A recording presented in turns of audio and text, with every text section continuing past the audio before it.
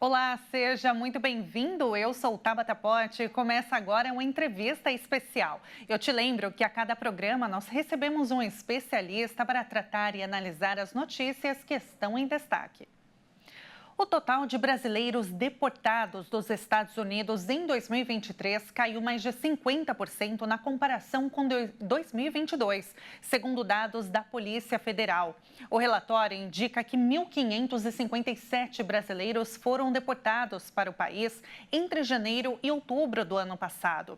Já no ano anterior, em 2022, foram 4.457 ao longo de todo o ano, o que dá mais ou menos uma média de 12 deportações diárias. Neste ano, mais de 500 brasileiros já foram deportados do país, segundo o APF, e todos pelo Aeroporto Internacional de Belo Horizonte, em Confins. Apesar da queda dos números, não é possível afirmar que o cenário está mais favorável para os brasileiros ilegais nos Estados Unidos. Vamos entender melhor esse assunto agora com a advogada de imigração no país, nos Estados Unidos, e fundadora do escritório de imigração Cortez Immigration em Orlando, Fernanda Cortez. Olá, Fernanda, seja muito bem-vinda. Olá, Tabata, obrigada. Obrigada pelo convite. Imagina, a gente agradece você ter aceitado. A primeira pergunta que eu quero te fazer, Fernanda, é: essa queda no número de deportações, ela tem relação com o chamado Título 42? Eu acredito que não tem nenhuma relação, tá? É difícil dizer o porquê da queda. A gente sabe que aumentou muito desde 2019, né, o número de deportação devido a uma medida que foi assinada pelo governo do Brasil, né, que facilitou a deportação, a remoção dos brasileiros, né, mas é difícil de saber se vai melhorar ou não no cenário, ou se vai aumentar e chegar no número de 2022. Agora, Fernanda, quais são os riscos de viver ilegalmente nos Estados Unidos? As pessoas acreditam, quando vão para lá de forma ilegal, que vão conseguir viver tranquilamente, mas não é bem assim o dia a dia, né? Tabata, olha, o dia a dia de quem vive ilegalmente é difícil porque você não tem a condição de obter autorização de trabalho, o Social Security, que é o número do CPF, né, comparado com o brasileiro, o número do CPF, então você não pode obter um trabalho legalmente. Os trabalhos que ficam à disposição são trabalhos duros, os pagamentos menores, as pessoas tendem a tirar vantagem dos imigrantes que estão ilegais por causa disso, né? Por causa deles não terem o acesso à saúde também fica limitado, então as dificuldades são várias. Certo. Agora, quem entrou de forma ilegal consegue regularizar a situação depois? E se sim, como fazer isso?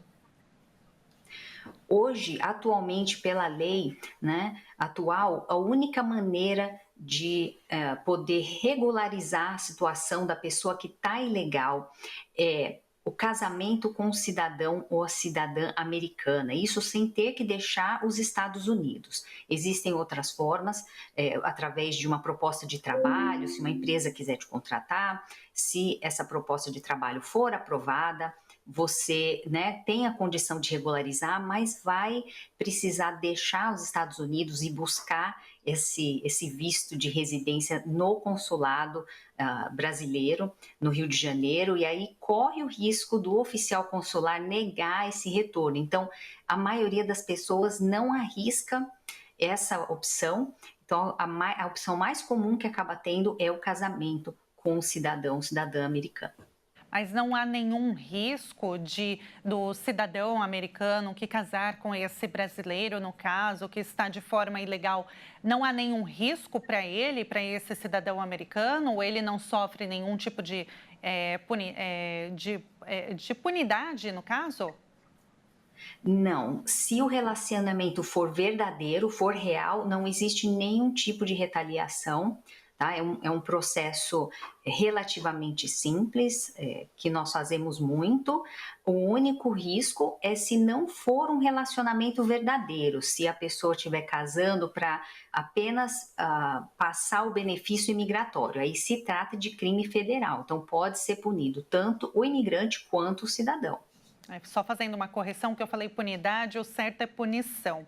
Agora, Fernanda, por que entrar nos Estados Unidos de forma ilegal não é uma boa ideia? Quais são as penas? Quando você entra de forma ilegal, ou seja, você entrou sem um visto, tá? Porque uma coisa é você entrar entrar ilegal, quer dizer, você nem o visto obteve, você entrou sem a fiscalização, né, sem passar pelo oficial da imigração, e tem aquele que entra com o visto, recebe autorização para entrar, recebe um período para ficar, porém viola, né, os termos, fica além do tempo que foi permitido, comete algum crime ou faz alguma coisa, alguma contravenção nos Estados Unidos. Então, a pessoa que entra sem o visto fica mais difícil ainda, tá? De poder regularizar, aquela que, como, né, cruza a fronteira, vamos dizer assim, não obteve o visto para passar, fica mais difícil ainda de regularizar, porque até com o casamento com o americano fica mais difícil. Aquele que entra com o visto e excede o tempo de permanência, fica ilegal porque está há mais tempo do que foi permitido, esse sim pode se utilizar das opções que eu comentei, como casamento com um americano, uma, né, oferta de trabalho, contratação por um empregador americano. Agora, na sua avaliação, as regras de imigração, elas devem ficar mais duras após as eleições ou não vai mudar?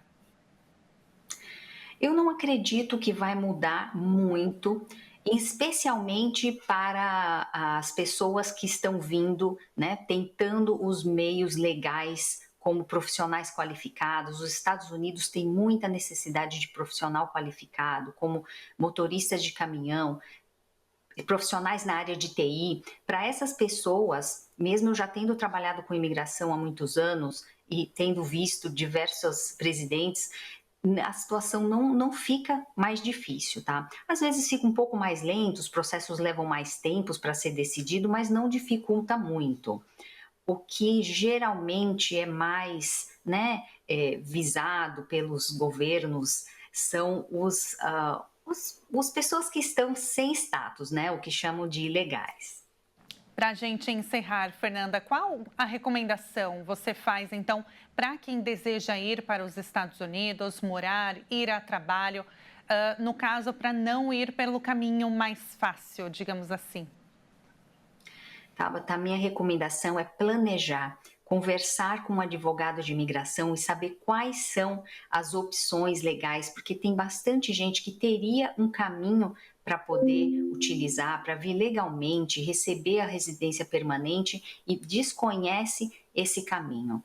Então, é sempre importante planejamento, conversar com um especialista para evitar qualquer tipo de risco para a pessoa e para a família, mais importante. Perfeito, Fernanda, muito obrigada pela entrevista, sua análise e tirar todas as dúvidas. Foi um prazer falar com você. Obrigada, prazer é meu. Até logo. Até. Nós conversamos com a advogada de imigração nos Estados Unidos, Fernanda Cortes. Foi um prazer. E uma entrevista especial fica por aqui. Se você quiser rever este programa, acesse o nosso canal no YouTube, Jornalismo Hit TV. Muito obrigada pela sua companhia. Até a próxima.